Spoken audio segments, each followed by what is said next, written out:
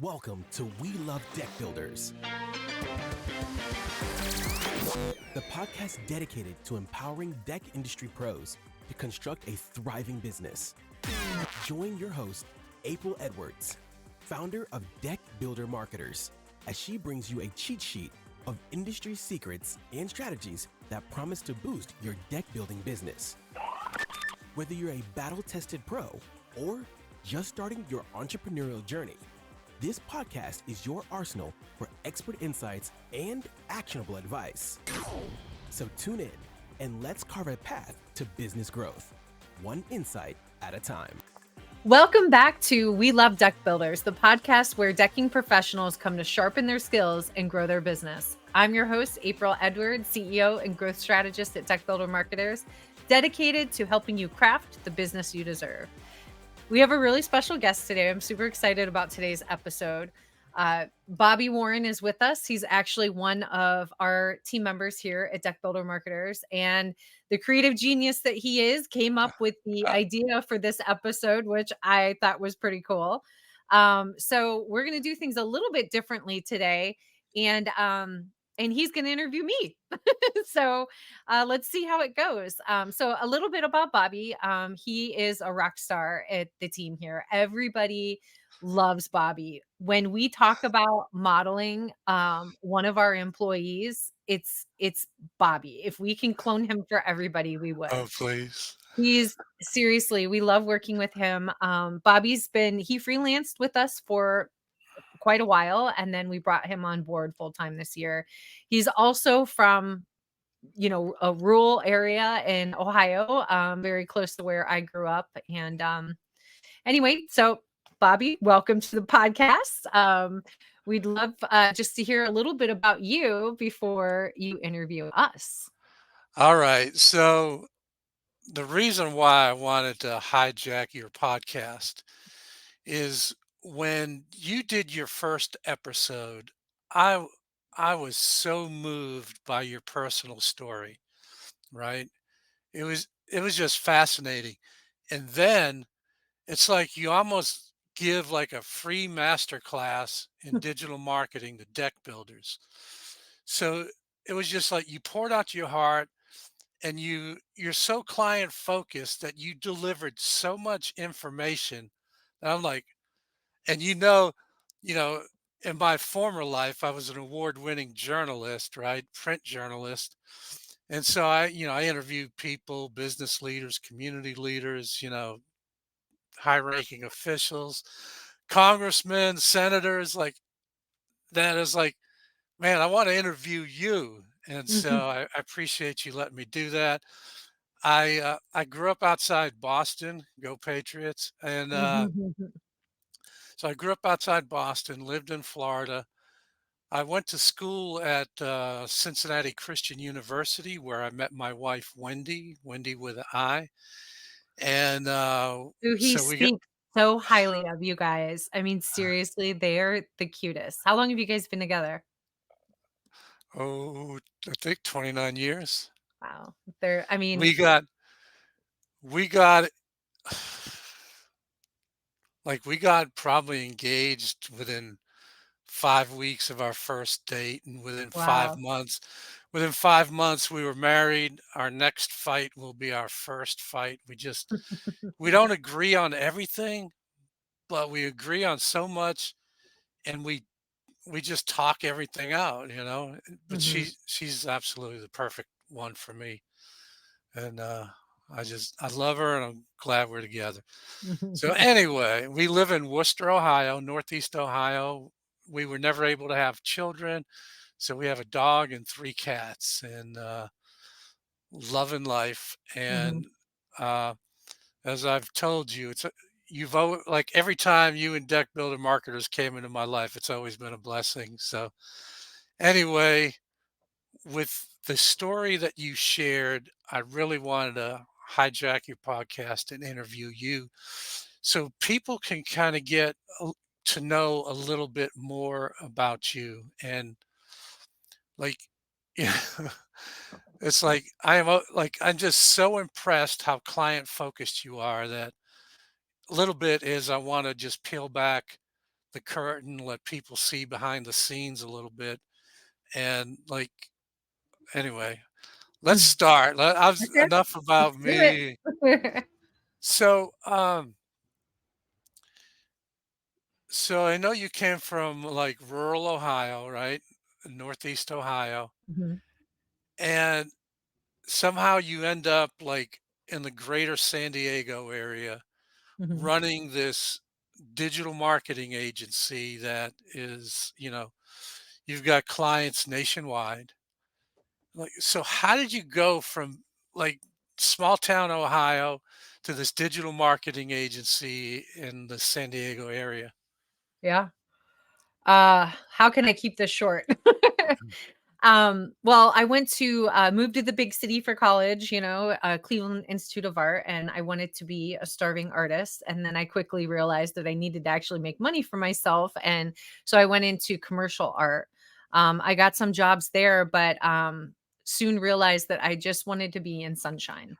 And so basically, we moved out to California after visiting and falling in love with it. My husband proposed to me out here, and we had a destination wedding here, and came out here. So I mean, that's why we're here. As far as the journey into the agency, I we moved out here during a down economy, and I worked at a lot of different creative and marketing agencies as a freelancer. And because nobody wanted to hire full time, but they still needed to get the work done. So I got to explore how other people did things. And, I think it's the same story that a lot of deck builders might have too, where you can do, like, you feel that you have a passion feeling that you can do it better.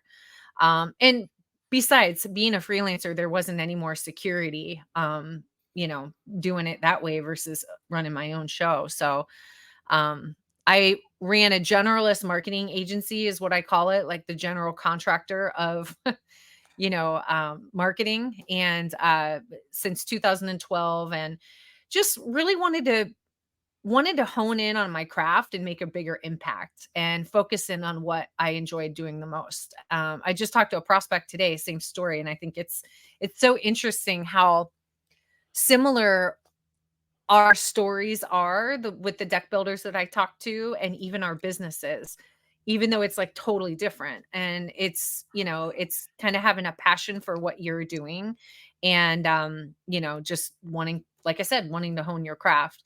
What we do is we build digital experiences, and our clients build physical experiences. Yeah. So, Yeah.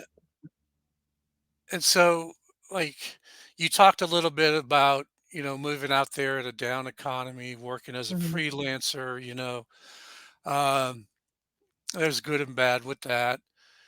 Like, what were some of the like challenges that you faced, like when you were kind of starting your agency, and how did you overcome those challenges?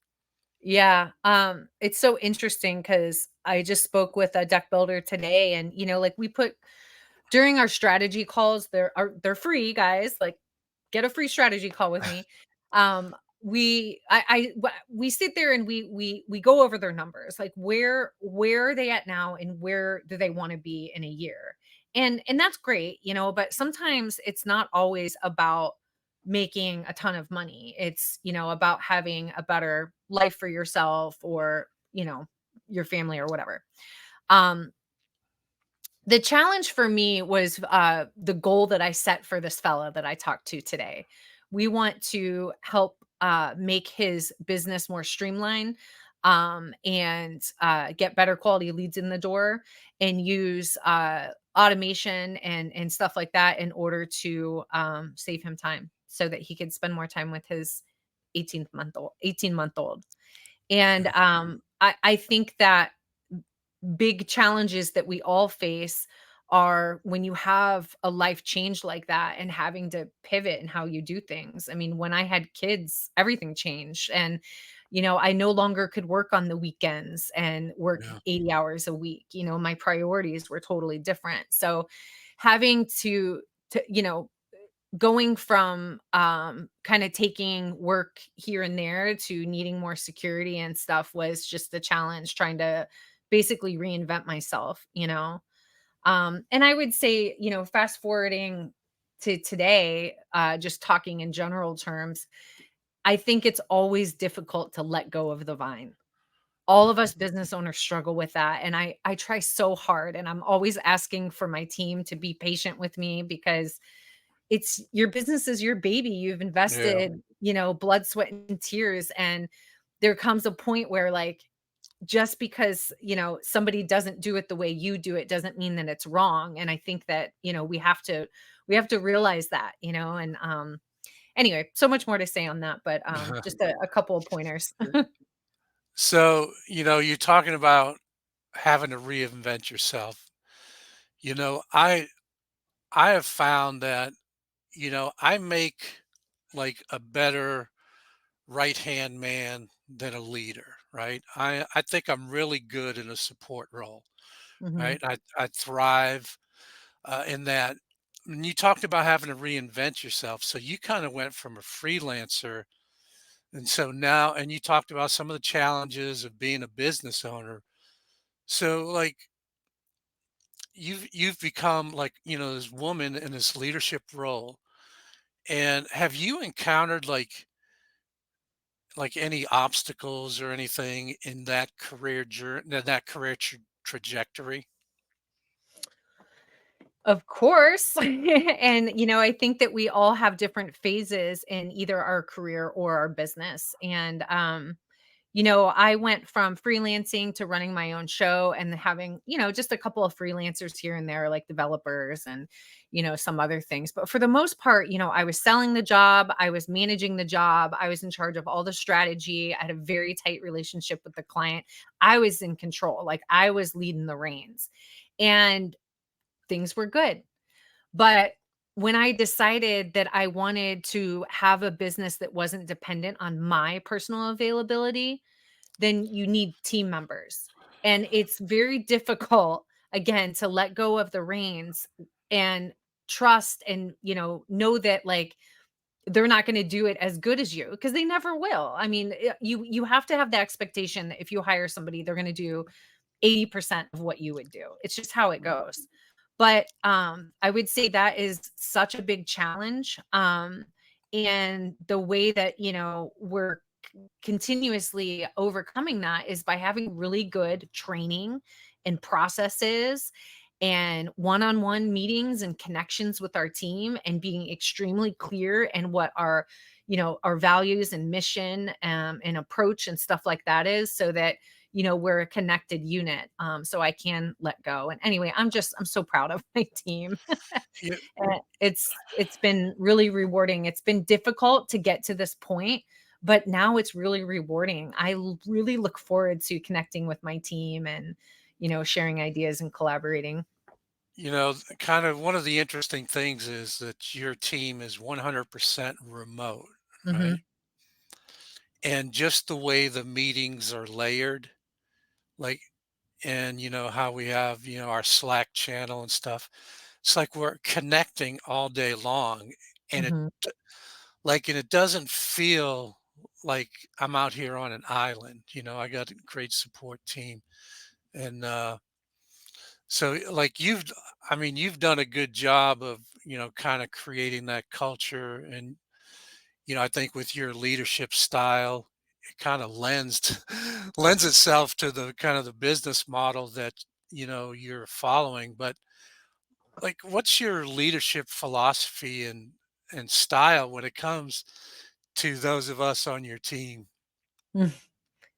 Um, Coaching, you know, just to be a coach. I think, people and trust me, this was a journey to get to this point, but when you are telling people how to do things all the time and you're making decisions for them, they don't grow. They they also feel apprehensive to come to the table with new ideas. And I'm telling you what, being in the marketing industry, we're not in a position to run a business in that way.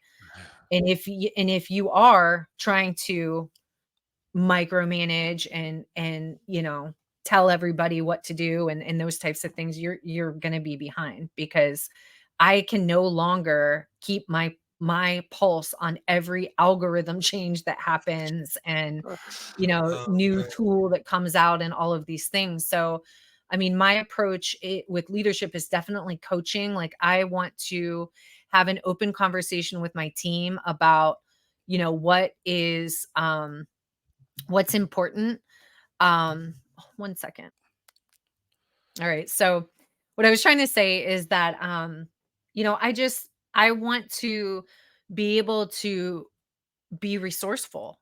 I mean, really, like, I want to give, some direction if needed, and ask the right questions so that my team can, you know, figure it out, and then obviously provide them all the resources that I can, and training that they need. Yeah, because like as we were talking earlier, you know, you are the owner of Deck Builder Marketers, right? And but it doesn't feel like you're the owner, right? It feels like you're one of the team, that you're down there in the trenches with us. One of the things that, I've really been impressed with and what I appreciate is this idea of leaning on your team. Because, like, you'll ask the team, hey, what's happening with the latest changes in SEO? Hey, what are we doing in web development? What do you think about this? And like you, you are a visionary, right? Mhm. Like, there are times when you're going like 120 miles an hour. We're getting a lot of questions and like, hey, what about this? What about this? Have you considered this? Have you researched that? And that's good. But it's like you're a visionary, but you're also very practical. And, this idea of leaning on your team, not micromanaging them, I to me, it makes for a wonderful work environment. Mhm. Yeah. Yeah, and I mean, I just like, one of our core values is better together, and it's so important. I mean, guys, what we do, people think that I speculate that a lot of people think that marketing is easy because there's so many DIYers out there. And yes, like, you can watch some YouTube videos and probably get to a certain point, but I'm telling you, you're going to end up wasting a lot of time. You're going to screw up along the way. You're going to waste a lot of money, and you're not going to get the results that you want. And it's like, it's one of those things, like, you know, do you think I can build a deck? Maybe. It probably would take me a year to do, and I do it all wrong. But the And point is, better together, because we all have something unique to bring to the table, and we can produce so much better work when we all collaborate and always push ourselves forward to be innovative, and just always do our best. I know it's like talking about better together. Like, Mackenzie, project manager who, she supervises me. And she doesn't have the training I have in SEO. She doesn't have Mhm, the training in writing I have in SEO. And like when she's evaluating my work, to make sure that it's up to the company standards, she'll say like, "Hey, Bobby, I think this is kind of missing. I think we should explain it this way." She'll say, "I'm not an SEO expert, but don't you think?" mhm, And let me tell you, her instincts are always dead on, right? mhm. She hits the nail on the head, bringing it back to carpentry and deck building. I mean, she Yeah. hits the nail on the head, and her feedback always makes things better. And, it's just, I think it goes to your leadership in that you trust your team to do what they're supposed to do. Mhm. Yeah. And and along those lines, I was wondering, like, is there like an example, like when you've relied on your team's input and it really had an impact on like an important business decision of yours? Mhm. Um, I mean, I'm gonna talk kinda generally here. I am a visionary and I have a million ideas, and I think they say that, like, as a visionary, you'll probably have 100 ideas, but 2 of them will be so amazing. And that's what really separates us. Um, with that said, I'm also I'm not like, I'm not clinically ADD, but I'm kind of ADD. So, I'm just Well, like, I'm going, I'm going, I'm going. I got a million ideas, like, I'm super passionate about. I want all these things to happen. But if I'm left to do it now, like before, I don't know. I was different when I first started out. I guess I didn't think it big, and that's the difference. yeah. So the team is able to break things down into something that can actually get completed. Is what I'm saying. So that's very general. I mean, I couldn't do this on my own anymore. I've got way too many ideas that are flooding through my brain that I have to get out. And I don't know. I guess I'm so excited to I don't know. I guess I don't want to say anything right now. We'll have like some sort of official launch, but we have a really cool campaign coming up that is really going to benefit so many people around the world and our deck builder clients. And I'm just so proud of Natalia. She started working with us.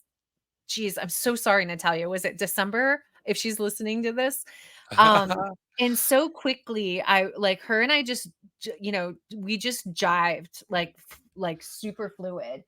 And anyway, so now she's doing our marketing, and she came up with this amazing idea, and I just cannot wait to share it with everybody. It's going to be pretty cool. So, I All guess right. to answer your question, there's a lot. So the journalist in me wants you to break news on the podcast today. Come on. But I understand. I understand. Yeah.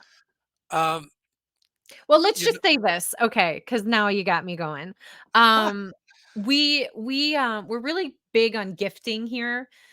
We really like to show our appreciation, and we like to celebrate wins, which is another core value for us. We call it woohoo. And so, we always try and like give our clients props when we see that they're getting amazing reviews. And basically we're going to start if our clients reach their sales goals, or when they reach their sales goals, we typically gift them something like champagne or whatever.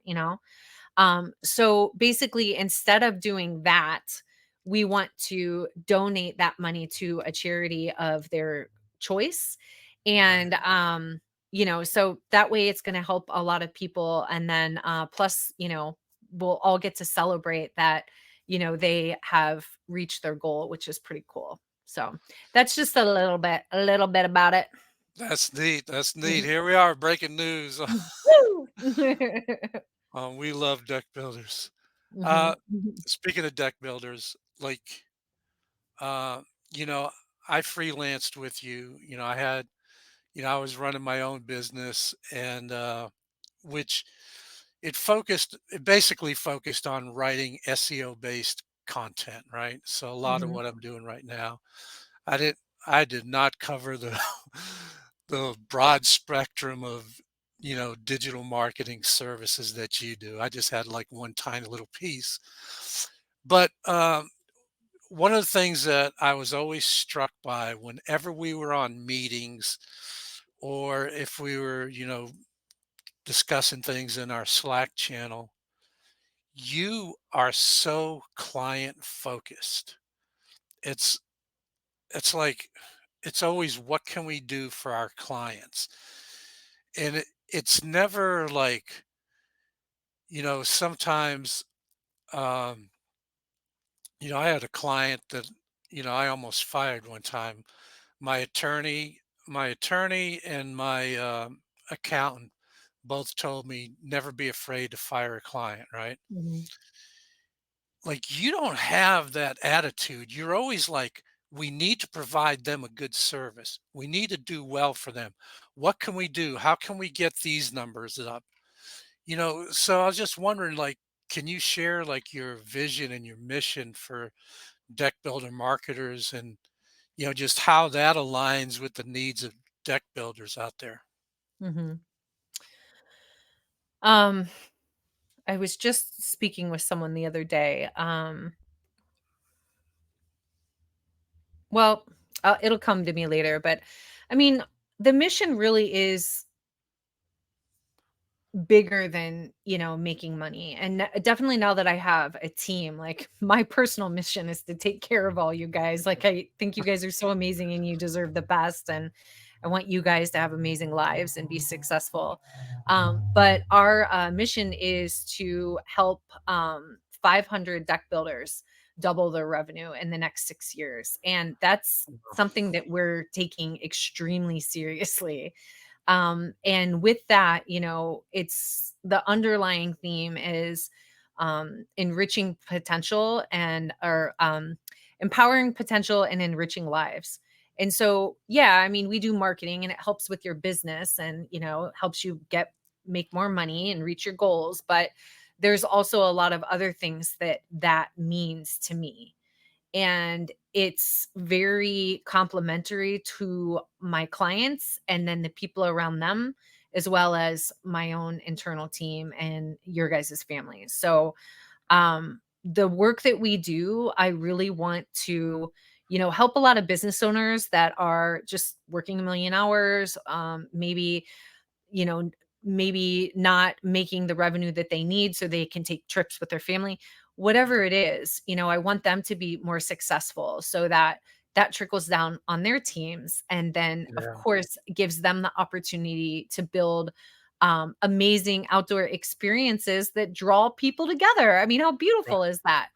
And then, of Oh, course, the more successful we are, the more benefits I can provide for the team. And, that trickles down to your families and stuff like that as well. amen. I was so proud to offer unlimited vacation this year. And just That is it's wild. I feel so convicted all the time because seriously, you guys, I really have a great team. I really do. And I think that you guys deserve so much. So I Well, just want us to keep doing good things so that other people talk about us and we can yeah. help those people. And it's a big old circle, big old circle of love. When you announced that benefit, or when Mackenzie announced it in our production team meeting, like it was just so humbling because it's like you care so much about us, right? That you know, like every time we talk business, but you're always like, "How's Wendy doing? How are things going with you?" So it's not just like you're standing there like, "Come on, we need to get this done. Where are you?" You know what I mean? There are times when deadlines when deadlines come and you have to get stuff done, but it's like I think you really take care of the whole person, and not just the 9 to 5 person who's producing for deck builder marketers. Yeah. Well, it's a people industry, it's about developing relationships. And this year, well, we rolled out EOS. If you're familiar with that, anyone listening, it's the entrepreneurial operating system, and it just kind of helps you structure the way that you run your business. And but we went full in this year, and one of the things that's really nice about it, because at the end of the day, it's all psychology. One of the things that's really nice about it is in the L10 meeting that we have, level 10 meeting, just in leadership team meeting.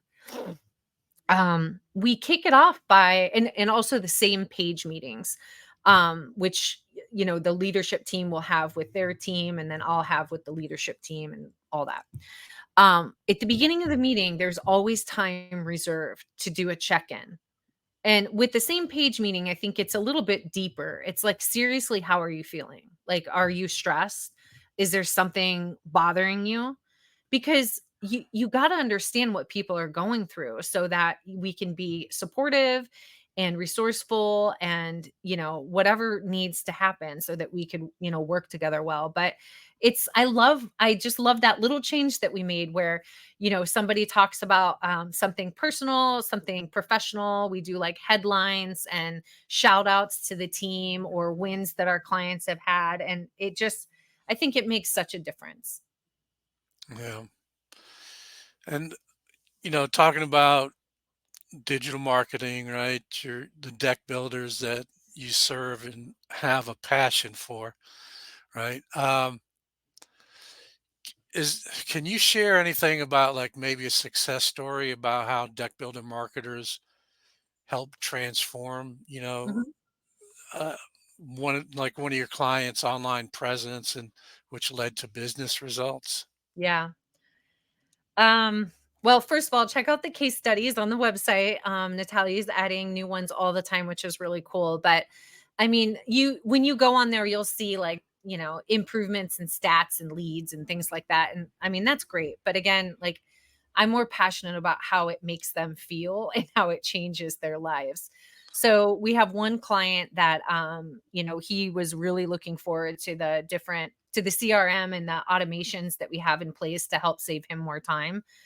He wanted to grow his business and eventually get out of sales, and he needed that consistency in order to I'm going to say have the confidence, because that's me. Like if I have the confidence and if I have the vision and the confidence, like nothing's getting in my way. um so yeah, I think he reached his sales goal. I wish I knew. I feel like it was maybe the beginning of Q3 last year, and he's just growing, growing, growing. Um, Another interesting story is we get approached with a lot of general contractors that want to get more deck projects, and so we had one that came to us, um, and he didn't want to get rid of all the services. So whenever somebody works with us, we usually reinvent their website because it's not built right and it doesn't have professional copy and the SEO and all of the conversion optimization techniques that you need to ensure that people give you their information. um, so we kept some of the services like basement remodeling and roofing and then the decks. But we put more of an emphasis on the decks, the deck, outdoor living space projects. Right. Um, so we optimize. This is like such a good case study. I feel like I shouldn't even say it because it's kind of an anomaly. But we optimize. One of the first things that we always do is optimize a Google business listing, because you should be getting the bulk of your leads from that puppy. I mean, it's at the top of the page when somebody does a search on Google. Um, and we optimized his listing, and within a month he was ranking number 1 for deck builder, which is Nice. amazing because you know, that was super quick. So I really need to look back and see how long. I mean, it felt like it was only a month after we launched the website that he's like, you know what, let's take these other services off and just focus on decks. So that was a pretty cool case study too. You know, you talked about like a lot of times, I think people who approach you want to grow their business, right? Hmm. So that so they might not have, the best website. Maybe they invested in it years ago and the technology's advanced and things like that. And so it reminded me like earlier when you were talking about like DIY, do you really Hmm. want to build your own deck? And it got me thinking about with all the changes, that's going on with Google and Hmm. what kind of information they're looking for, who they want to promote, it's kind of like you just can't, like, I don't think you can just throw up content on a website anymore. You really need that professional help, and Hmm. it's like, I know you're the type of person where it's like, if you're not if you're not using deck builder marketers, you need to use somebody, use Hmm. somebody's good, Hmm. because that's that client focus that you have. You just want the best result uh, for that person. So it's like, you know, I, I wouldn't be DIYing this stuff, this digital marketing anymore. Yeah. Like given all the updates that have happened with Google, and if you've seen the headlines, you've seen the charts where websites are just tanking. Like Mhm. they may have had like all these, you know, visitors, and then all of a sudden those numbers drop. Mhm. And when I've checked in on like Google Search Console and things like that, we're not seeing those kind of drastic changes, those drastic hits from Google algorithm updates. So, like, how do you stay ahead of the curve and all this with all Mhm. these digital marketing trends and best practices and all that? Like, how how do you stay up on all of this? Yeah, well, I rely on my team to stay up on things that are in their area, but, we do, I do feel that, if you wanna be successful, get a coach, get some sort of support. You need to surround yourself with people that, you can really look up to. And I've been a part of a group called the Seven Figure Agency for a few years, and it's just invaluable to me to continuously hear what the latest and greatest is and what other agency owners are doing and how we're all approaching things. I was on my own before, and yeah, you could Google things, but look, like the shortcut is, in hearing from somebody else who's already been there and done that, and tested things out. So that's really important. As far as, your comment about our sites not being affected when there's an algorithm update. The thing is, I mean, I'm going to oversimplify this and everyone's probably going to be like, I can do it.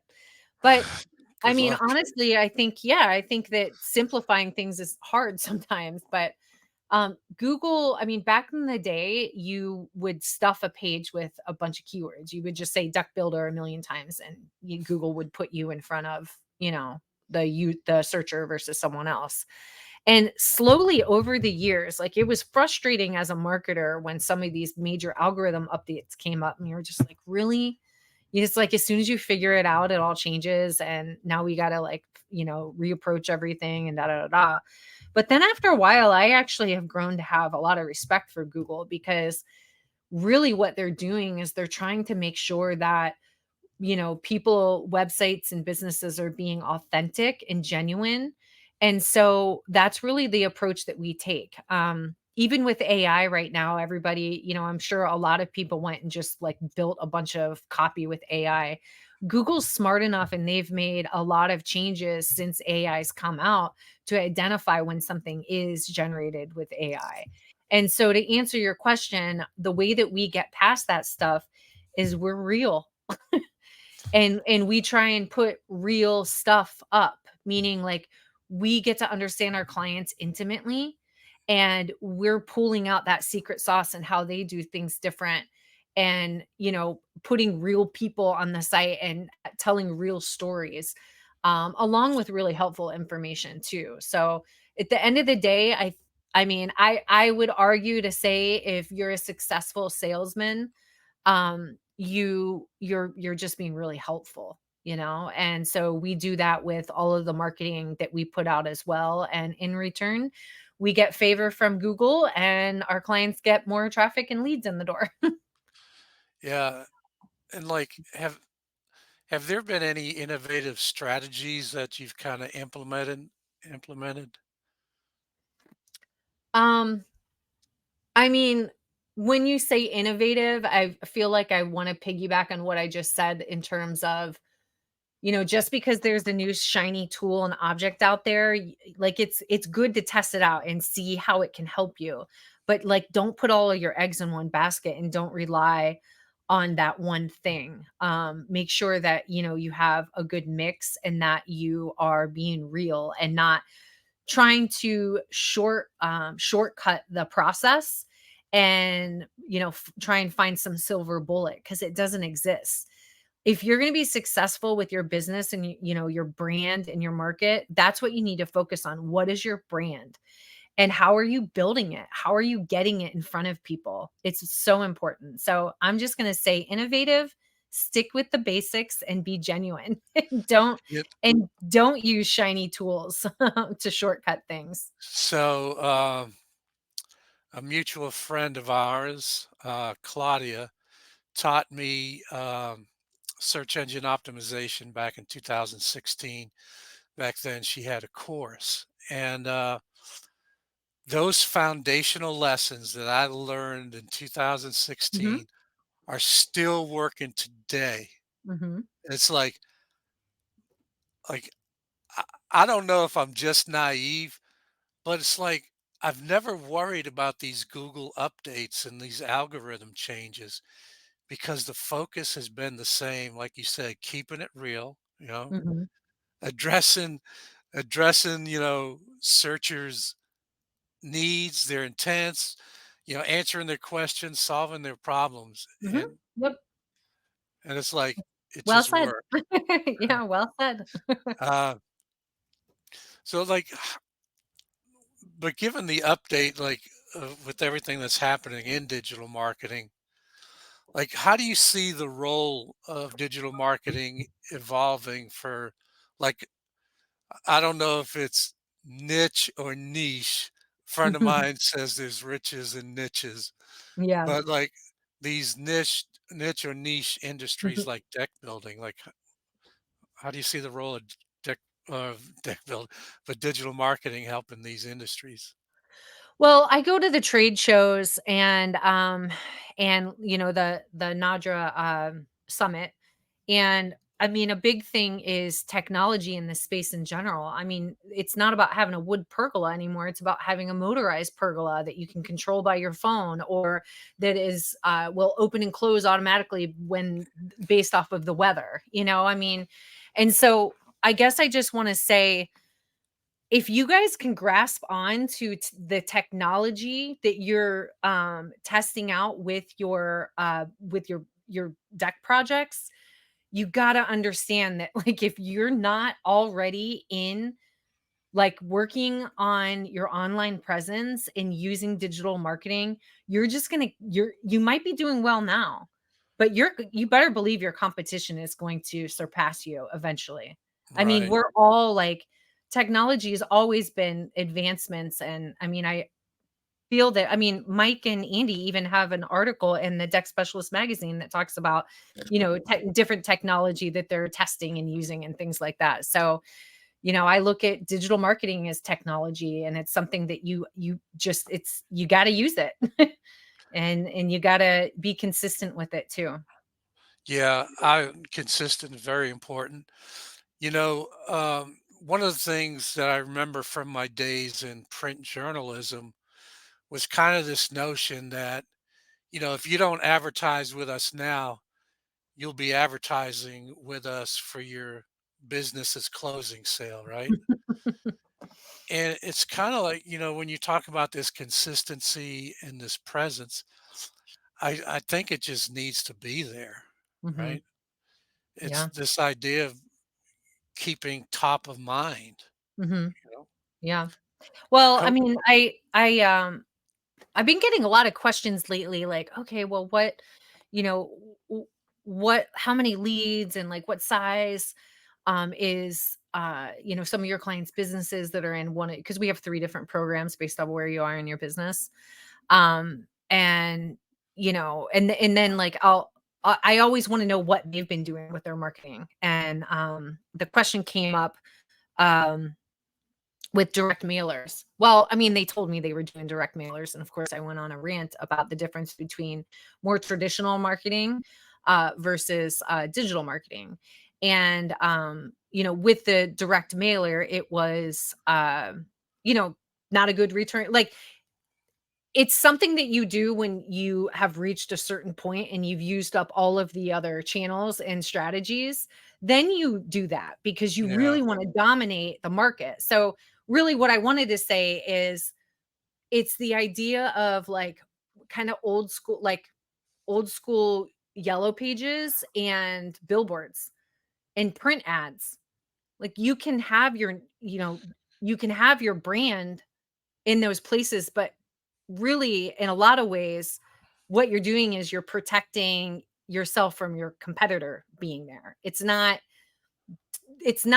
Like it's adding to the touch points that you are having with your prospects so that they're seeing your brand show up more. But being really smart with digital marketing, you can actually see the return on your investment. Anyway, that was a loaded answer. I hope I answered it. Well, when you said direct mailers, it reminded me of something we experienced. Like, so I live in Ohio, right? It's a swing state. Um, so there's a lot of emphasis here, like during presidential elections. And then also with Congress and the House of Representatives and the Senate. So, we would get, direct mailers, like just tons of them every single day. And so in my area, we're so turned off with direct mailers that, like, we don't even look at them anymore. We Mhm. just toss them. Mhm. It's almost like, getting those free, you know, people would put out these free shoppers. Mhm. Half the people don't even bring them in the house, and stuff like that. So you got to be smart, Mhm. where you want to place that investment, I think. But Yep, uh, well said. I mean, it's not that they don't work. They definitely contribute to the larger picture, but yeah, I think that you can definitely I know you can prove your return on investment a lot better with digital marketing. right. And we have a CRM called Sales Jumpstart that we've customized for our deck builders. It's got a lot of templates and automations and messages in there with text and email that are already built in that we customize for each one of our clients. But what's really nice about that tool is that we can not only see what our lead sources are, but we can tie the actual lead source to the closed deal amount. So that way we can see what lead sources are actually generating the most revenue. And then we even look at it like with average project price, Mhm. are you getting more valuable projects from like Google Ads versus, something else? So pretty Yeah. helpful. Yeah. Cause like when it's digital, you kind of know where that source is coming from. Hmm. Where if it's, the traditional, then maybe it came from a billboard, maybe it came from a direct mailer. Hmm. Hmm. It's all right. So Well, you let me talk, just, yeah, I'm sorry. I want to follow up on that because I do have kind of an example. We have a client that they wanted to reduce their spend, but I was like, well, then we got to reduce your goal. Like we can't shoot for the same revenue goal if you want to reduce your spend. And so my strategy, like they said that they would, increase it by X amount. And I'm like, okay, like I talked to my strategist. I'm like, how much, based off of their close rate and their average project price and that amount with how much how many leads on average you get with that amount, um based off of the cost per lead, average cost per lead, like how much more revenue is that little amount going to give them? yeah, And for me, like, people get so scared to spend money, but if you put a dollar in and you get $20 out, why wouldn't you do that? So a lot of what we do right. is really like put infrastructure in place and then consult with our clients in a way where they can more confidently make those decisions. And I think that's what is so powerful about digital marketing and working with an agency like Yeah. us. Not You know, trying to pitch you guys, but no, no, don't go to deckbuildermarketers.com. Uh, so, so that reminds me when you're talking about like you want to reduce the spend, like, okay, we're going to reduce your goals. yeah. You you'll recall a few years ago, somebody approached me, right? And I'm not going to talk about the industry, it was a different industry than deck builders, but they approached me and said, hey, we really want to grow our business. Mhm. And I knew that I did not have the skill set and I did not have the range of services needed. Mhm. So I said, hey, look, I work with April Edwards. She's an incredible digital marketer, and I think she can help get you where you want to go. So, we had our meetings and stuff like that. And you said, hey, if you want to reach this $3 million goal, then this is what you're gonna have to spend every month. Mhm. So they ended up not going with you, and I don't know what they did, but Yeah. that division of their company is no longer in business. They sold it. It got sold again, Oh, right? man. So it's changed hands twice because, like, for whatever reason, they weren't willing to make the investment, and Mhm. now that division's gone from their company and Yeah. sold twice over. So, And it takes I mean, it's so important though because it takes mindset. yeah, I mean, it's just it's like, do you I mean, I'm challenged, I'm challenged because we also have a lot of people that come to us that had a really shitty experience with the different agency. And so they have baggage, and so we have yeah, to work even harder to prove that no, like not all agencies are like that. We do things differently and I feel for them, so there's that, but also just the mindset of making that investment and knowing that knowing that there is going to be intangible and tangible return in it. So yeah, I recommend that, if you're not working with an agency or if you're not doing digital marketing and you're not investing, you should always have one paid source of marketing. I believe in that because yeah. it helps keep things consistent, but you should also always be working to make sure that you're ranking number 1 on Google. Um, but what was I gonna say? So, like, along those lines, maybe this will feed into it. Like, what's kind of one piece of advice you would give business owners looking to improve their digital marketing efforts? Hmm. Um, I mean, everybody understands the importance of a solid foundation. So you got to get your website right. And it's not a build it and they will come situation. And that's how I ended up in the marketing space. I used to build emoticons for MSN Messenger and do animation. And then I ended up doing branding and then websites. And the websites just it kind of became it'd be like if you built a deck for somebody and then they never used it. You're like, "But I put all that work into it and no one's even enjoying it." And that's Yeah, what the websites were like, and that's when I was like, "This isn't gonna work." Like, I don't feel good about this. I don't feel that they invested this money and it's not doing anything for them. So that's when I really went into marketing because I wanna feel like I'm making a difference and an impact, and just a website alone doesn't do it. But I will say it is the foundation to anything that you do, and if you don't get the website right, you're everything else is going to be slow rolling, if at all. right.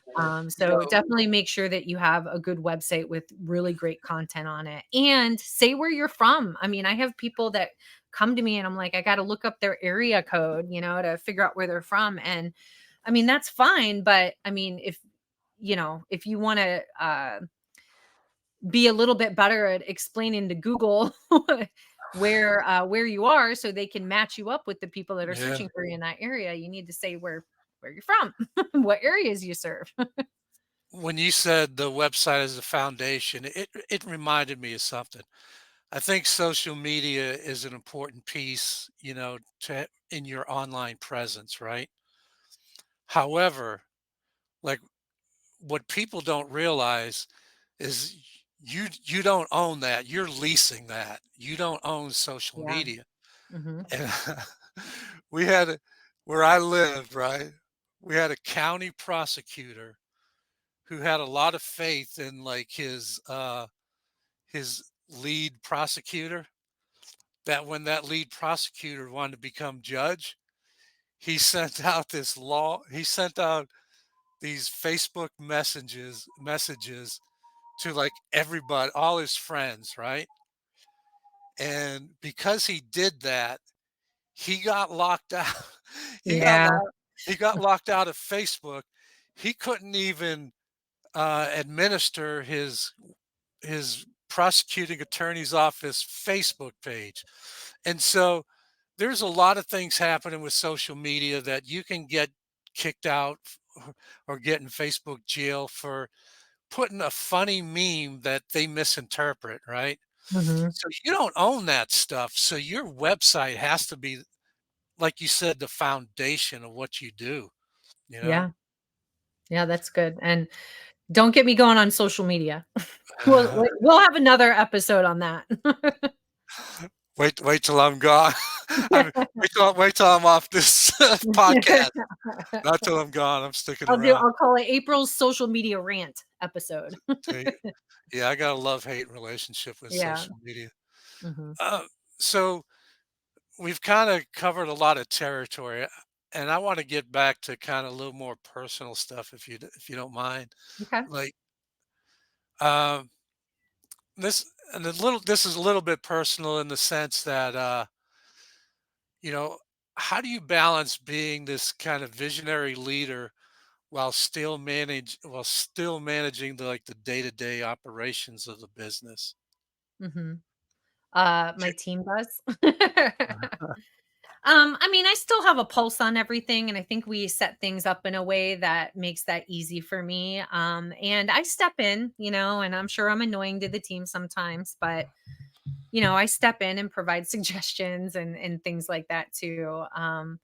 But yeah, I mean, I have an amazing support team, so that I can really focus on the things that I enjoy and that I'm good at and that Yeah, only I can do. Just like, only you can write fabulous copy, and thank you. yeah, I mean, oh my God, Mackenzie is like, she's just she's so organized. Like Oh, nobody could be Mackenzie. Like she is amazing, amazing. yeah, so we all have our contributions, and that's what and honestly at this stage in the game, I'm continuously like, okay, what can I delegate? And more so like what can I make somebody else accountable for?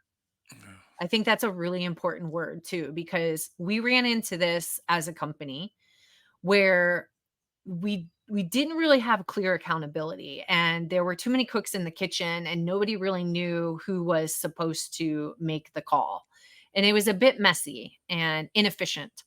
And so, having an accountability chart versus a job org chart is really important. So if I have the discussion with somebody and we make a decision that that person is going to be accountable for that particular thing, then that takes so much weight off of me, because I am already too accountable for too many other things, making sure my team is good, making sure my clients are happy, making sure that we're yeah, providing a good service, making sure we're getting enough leads and sales to be able to support this whole infrastructure, and then building relationships, I'm trying to make it a requirement that our deck builders introduce me to their manufacturer reps so that, we could have conversations about yeah, how we could work together. And a lot of them, depending on the sales that the deck builder has, they'll front cash for marketing. They'll uh do a brand video for them, like a co-branded video. And you know, that's where I need to be. So to hear you say that, in the area where I live, a friend of mine, his construction company was just named Business of the Year by our local chamber. And when I was talking to him, I said, "What's up? Like, what's up with your company?" I said, "Every time I see an ad, I see your billboard, I see your social media, you always have, Butler Building Systems." He said, "Every time I include them, they pay half the cost." Oh, yeah, And yep, so those partnerships are kind of like a value added thing that you can offer, to mhm, help reduce their out of pocket spend, while generating greater returns. yep. All right, so getting a little bit more personal, like how do you balance running this, what I see as a successful uh, business with kind of like your personal life and your faith commitment. I saw a video of you and your husband giving a testimony at church. That Mhm. was just amazing. Really touched my heart. Yeah. I mean, you have to plan things out, and you have to be very intentional with your time for sure. Um, Church has definitely become it's very important for us as a family, and I get to watch the babies at church too, which I love. So I volunteer and watch the babies. But yeah, I mean, my husband and I love to do a lot, and we definitely don't have enough time to do all of the things that we love to do. Dirt bike riding, surfing, scuba diving. I mean, camping, traveling, all these things. One thing that is really important though is that we have a few trips a year with the kids. I mean, my goal is to show them the world. I want Mhm. them to know that this isn't just how it is. It's different everywhere else, and you can make the life that you want, and you can be the person you want to be. And I think that it's so important to have those new experiences. So we go on trips, a few times a year, and, sometimes I do have to work. Like, we're going to do a 3-week road trip in a couple of weeks. And we ended up getting a Starlink so that we can work while we're on the trip. And, there's going to be certain days that are blocked off that are just focused on the family and the vacation. And then there's going to be other times where, we're going to have to work. And the kids are going to have to figure it out. But I don't know. I'm going to go on a tangent with that a little bit because it's difficult. My kids, they see how much I work, but they also see how much I work because I work from home now. Yeah. So and I manage my own schedule. So that means like I get up at 5, I get going right away. I'm so weird like that. Like I'm on as soon as I wake up. And then I go to the gym and then I work. And if I need to put in extra hours, I put in extra hours, but I'm okay with that because we have a trip planned or whatever. And anyway, they feel like I work too much and all of this stuff. And but they don't understand the big picture. And I hope that they grow up to learn that um you can build your own life and um just make your own rules. But it does take work and commitment, and I hope that they are seeing that from me. I hope that all of this gets reflected on them in a positive way. Yeah, that's awesome. So, is there anything that I should have asked that I didn't? No, I think that we've covered a lot. We're probably gonna split this up into two. Yeah, no, it's been great. It was really interesting to be the person in the seat and to look at the questions ahead of time and be like, okay, what am I going to say? So, I always like to And like even a big thing a big reason why I started Deck Builder Marketers is because I wanted to be able to practice what I preach. And there's so many agencies out there that do not do their own marketing, and so they're recommending things to their clients that they haven't actually done themselves. yeah, And being able to niche down made it very easy for me to do that because it's about having the right message at the right time to the right person. And before it was really difficult to connect, like we do everything for everyone. So anyway, now we're more niched down, and it's been it's been a great journey. And anyway, I went on a rant. no, that's okay. But I guess hearing you say that, so now I got to ask. So, what services does Deck Builder Marketers provide? Yep. So we have a whole system. It's called the Deck Builder Marketer System, and it's broken down into 3 different stages or programs. So when I get on a call with somebody, I'm kind of reverse engineering a plan for them based off of knowing, where they're at now and where they want to be, and how aggressive they want to grow. And so, if you go to our website, you'll see the Deck Builder marketing system, and it's a graphic that shows the system in a circle. And if you look at it clockwise, everything kind of goes in order of priority with what you need. So we do marketing planning and consultation. We rebuild the website, so custom design, development, and copywriting. And that's where Bobby comes in. He probably Yeah. knows how to build a deck now because he's written so much copy for deck builders. You um, still wouldn't want me to build that deck. Um, and we do SEO. So there's a million components to SEO: on page, off page, technical, all kinds of things. But at the end of the day, it's having really good content, which Bobby does. We Thank do paid ads, PPC, Bing ads, and Facebook ads. We do social media posting.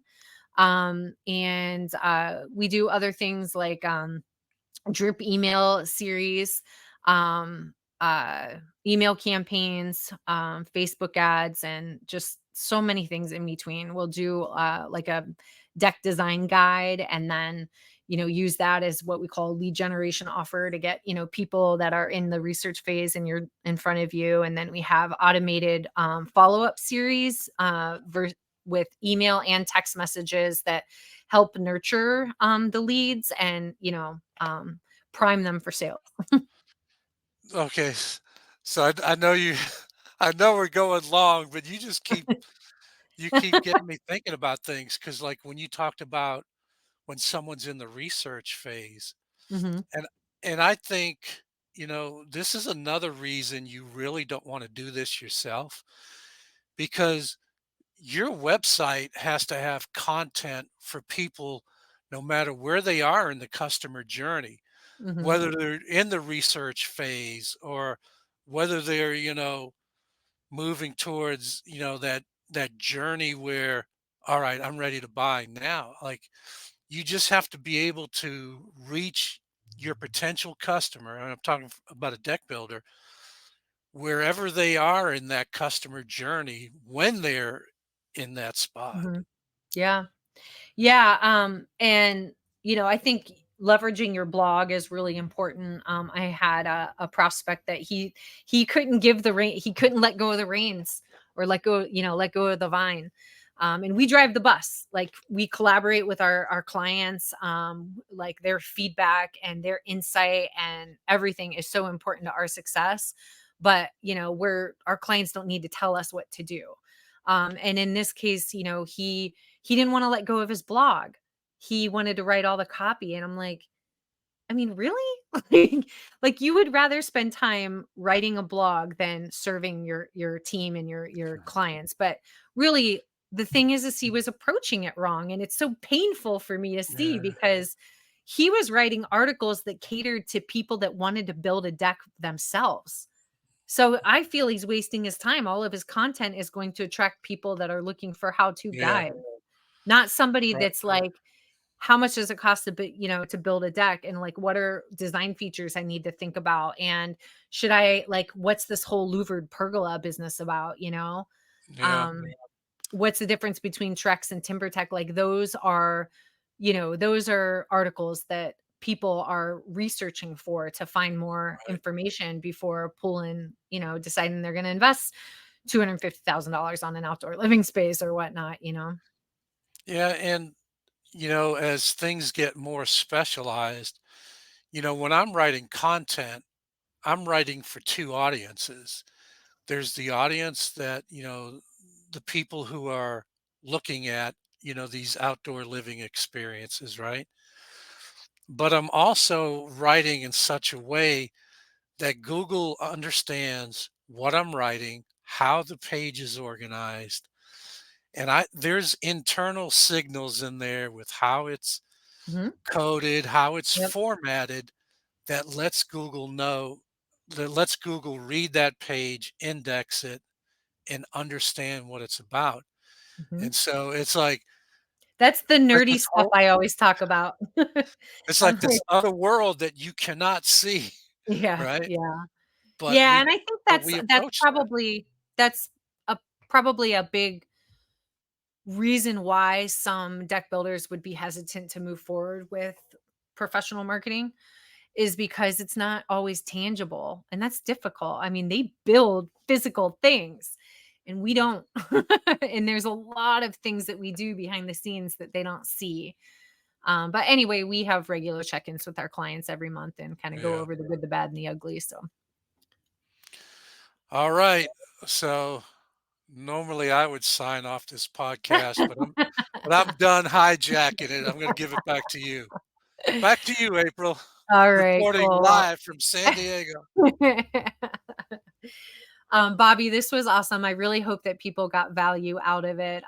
It was, again, really interesting to be in the seat, and you are an amazing journalist. I think you Well, did such thank a you. good job asking questions. So we should probably do this again, and maybe I should interview you about copy and how you approach things, and let our audience know the man behind the curtain that's writing all of this content for all of our clients. I think that'd be really cool. All right. Not today, though. All right. So to all of our listeners, make sure to tune in to the next episode. And as always, keep moving forward. Thanks so much. Hey, deck building community. Enjoyed the show? Hit subscribe and give us your thoughts. We love hearing from you. Ready to level up your business? Visit deckbuildermarketers.com. Check out our services and let's build your success together. Don't forget to download our free guides. They're a game changer. Thanks for tuning in to We Love Deck Builders and see you on the next episode.